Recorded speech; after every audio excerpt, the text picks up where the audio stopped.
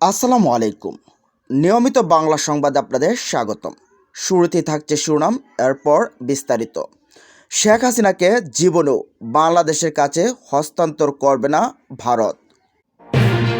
বিবিসির বিশ্লেষণ, বাংলাদেশ ভারত সম্পর্কের নতুন পরীক্ষা। এবং সবশেষ থাকছে দিল্লিতে জাতীয় নিরাপত্তা উপদেষ্টা, সার্বভৌমত্ব হস্তক্ষেপ নয়। 17 নভেম্বর শেখ হাসিনাকে ফাঁসির রায় দিয়েছে বাংলাদেশ আন্তর্জাতিক অপরাধ ট্রাইব্যুনাল এবং বাংলাদেশের পক্ষ থেকে বলা হয়েছে যে ইন্টারপোলের মাধ্যমে শেখ হাসিনাকে আনার জন্য নোটিশ পাঠানো হবে। তবে ইন্টারপোলের নোটিশ পাঠানো হলেই কি ভারত বাংলাদেশের কাছে শেখ হাসিনাকে হস্তান্তর করবে? না, জীবনও করবে না। কারণ ঘরের বেটিকে কি কখনো অন্যের কাছে ক্ষতির মুখে পাঠাতে পারে? না, এটা পারবে না। ভারতের ইন্দিরা গান্ধী থেকে শুরু করে সোনিয়া গান্ধী, মনমোহন সিং, সর্বশেষ নরেন্দ্র মোদী, সবার কাছেই অতি আপন শেখ হাসিনা।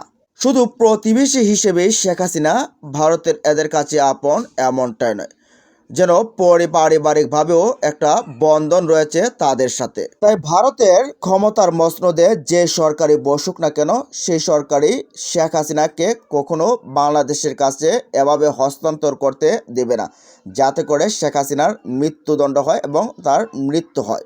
শেখ মুজিবের পর বাংলাদেশের ভেতরে ভারতের কাছে সবচেয়ে পরীক্ষিত বন্ধু বা সবচেয়ে পরীক্ষিত মিত্র হচ্ছে শেখ হাসিনা।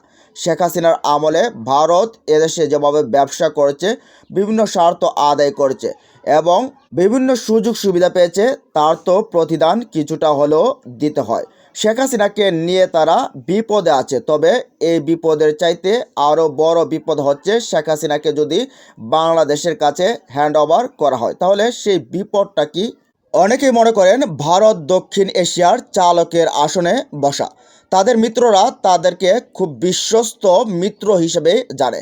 তবে শেখ হাসিনাকে যদি বাংলাদেশের কাছে হ্যান্ড ওভার করা হয়, তাহলে তাদের মিত্ররা তাদের কাছে কোনো ভরসা পাবে না। কারণ বিগত সময়ে অনেক স্বৈরশাসককেও এই শেখ হাসিনার মতো ভারতে আশ্রয় দিয়েছে ভারত। এবং এখন যদি শেখ হাসিনাকে বাংলাদেশের হাতে হ্যান্ড ওভার করা হয়, তাহলে আশেপাশের যে মিত্ররা আছে যারা শাসন করছে, তারা তাদের প্রতি বিশ্বাসটা হারাবে। কারণ বলা যায় না কখন কে কবে কবে কিভাবে ভারতের কাছে গিয়ে আশ্রয় নিতে হয়। আরেকদিকে বিশ্ব মানবাধিকার নিয়েও কথা আছে। অনেকেই মানবাধিকারের জন্য ভারতকে আদর্শ মনে করে, যেমন পশ্চিমা বিশ্বের অনেকগুলো রাষ্ট্র। এদিকে রয়েছে ইংল্যান্ড, কানাডা বা আমেরিকার মতো অন্যান্য রাষ্ট্রগুলো ভারতকে এই বিশ্বাস করে। তবে শেখ হাসিনাকে যদি হ্যান্ড ওভার করা হয়, তাহলে সে মানবাধিকার লঙ্ঘন হয়েছে বলেও অনেকে মনে করবে ভারতের প্রতি। যার কারণে শেখ হাসিনা বোঝা মনে হলো তাকে বাংলাদেশের কাছে দিয়ে তারা সারা বিশ্বের কাছে সমালোচনার পাত্র বনতে চায় না। আবার অন্যদিকে আরেকটা বিষয় রয়েছে, শেখ হাসিনা পালিয়ে যাওয়ার পর বাংলাদেশে ইসলামপন্থীদের উত্থান ঘটেছে। এখন ইসলামপন্থীদের জয় জয়কার। এবার অপরদিকে ডক্টর ইউনূস পাকিস্তানের সাথে সম্পর্ক ভালো করছে এবং চীনের সাথেও ভালো সম্পর্ক তৈরি করেছে। পাকিস্তানের সাথে ভালো সম্পর্ক তৈরি করা মানে ভারতের সাথে বৈরী সম্পর্ক, এটা মনে করে ভারত। একদিকে পাকিস্তানের সাথে সম্পর্ক স্বাভাবিক এবং চীনের সাথেও ভালো সম্পর্ক তৈরি, এটা ভারতের জন্য উদ্বেগ সৃষ্টি করেছে। ভারত মনে করছে ডক্টর ইউনূসের এই যে অন্তর্বর্তীকালীন সরকার রয়েছে, তারা পাকিস্তান এবং চীনের সাথে আতাত করে ভারতকেও চেপে রাখতে চায় এবং যদি শেখ হাসিনাকে তাদের হাতে দেওয়া হয়, তাহলে তারা এটিকে ভারতের বিপক্ষে বিজয় হিসেবেই দেখবে ভারত মনে করছে। এটা একজন জিন্দাল বিশ্ববিদ্যালয়ের অধ্যাপক এই তথ্যটি আবার শেয়ার করেছেন। তো ভারত কখনো চায় না যে ইসলামপন্থীদের বিজয় হোক বাংলাদেশে, যার কারণে কখনো কোনোভাবেই ভারতের এক প্রকার ঘরের বেটিকে বাংলাদেশে নিশ্চিত মৃত্যুর দিকে ঠেলে দিতে পারে না ভারত, আর দেবেও না। এদিকে বিবিসির বিশ্লেষণ, বাংলাদেশ ভারত সম্পর্কের নতুন পরীক্ষা। শেখ হাসিনার সঙ্গে ভারতের দীর্ঘ সম্পর্ক কৌশলগতভাবে মূল্যবান হলেও রাজনৈতিকভাবে তা ছিল ব্যয়বহুল। 15 বছর ক্ষমতায় থাকাকালীন হাসিনা দিল্লির সঙ্গে এমন স্থিতিশীলতা ও যোগাযোগের সম্পর্ক গড়ে তুলেছিলেন যা চীনের বিপরীতে ভারতকে বেশি অগ্রাধিকার দিয়েছেন। এখন তিনি ভারতে আছেন, কিন্তু বাংলাদেশে আন্তর্জাতিক অপরাধ ট্রাইব্যুনাল তাকে ছাত্র নেতৃত্বাধীন বিক্ষোভ দমনের জন্য মানবতা বিরোধী অপরাধে মৃত্যুদণ্ড দিয়েছে। যে দমন নীতি তাকে ক্ষমতাচ্যুত করেছে। 2024 সালের আন্দোলনে তিনি দেশ ছাড়েন। অন্তর্বর্তী সরকারের আসেন নোবেলজয়ী ডক্টর মোহাম্মদ ইউনূস। তিনি আগামী বছরের ফেব্রুয়ারিতে নির্বাচন দেওয়ার প্রতিশ্রুতি দিয়েছেন। বর্তমানে দুই দেশের মধ্যে এক ধরনের কূটনৈতিক সংকট চলছে।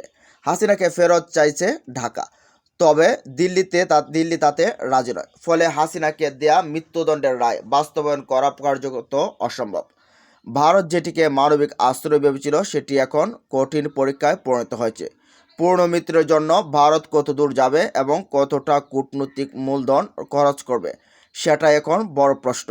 দক্ষিণ এশিয়ার বিষয়ক পর্যবেক্ষক মাইকেল কুগেলম্যান বলেন, ভারতের সামনে 4টি প্রত্যাশিত বিকল্প রয়েছে। তারা হাসিনাকে ফেরত দিতে পারে, অথবা বর্তমান অবস্থায় থাকা, তবে সামনে নির্বাচিত সরকার এলে ভারতের জন্য এটা ঝুঁকি তৈরি করবে।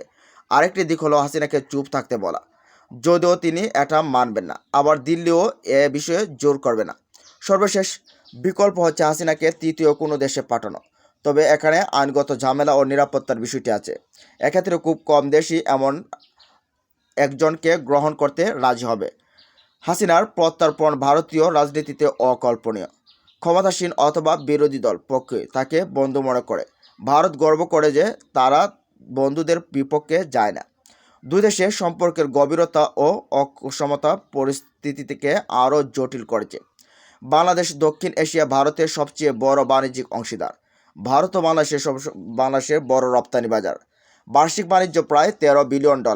বাংলাদেশে বড় বাণিজ্যিক ঘাটতিতে থাকে এবং ভারতীয় কাঁচামাল, জ্বালানি ও ট্রানজিটের উপর নির্ভরশীল। ভারত গত এক দশকে 8 থেকে $10 বিলিয়ন স্বল্প সুদের ঋণ দিয়েছে। রেল সংযোগ, বিদ্যুৎ, তেল ও এলএনজি সরবরাহ করেছে।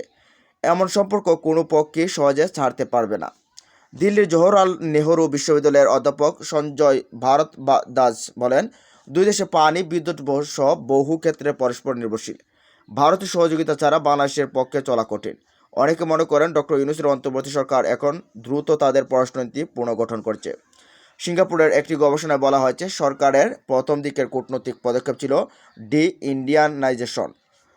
আগে যে সরকার ভারতকে সব ফোরামের অগ্রাধিকার দিত, সেক্ষেত্রে এখন তারা বিচার বিভাগীয় আদান প্রদান বাতিল করছে, ভারতীয় জ্বালানি চুক্তি পুনর্বিবেচনা করছে, সংযোগ প্রকল্প ধীর করছে, পাশাপাশি চীন, পাকিস্তান ও তুরস্কের দিকে ঝুঁকছে। বার্তাটি স্পষ্ট, বাংলাদেশ এখন কৌশলগতভাবে ভিন্ন দিকে সরে যাচ্ছে।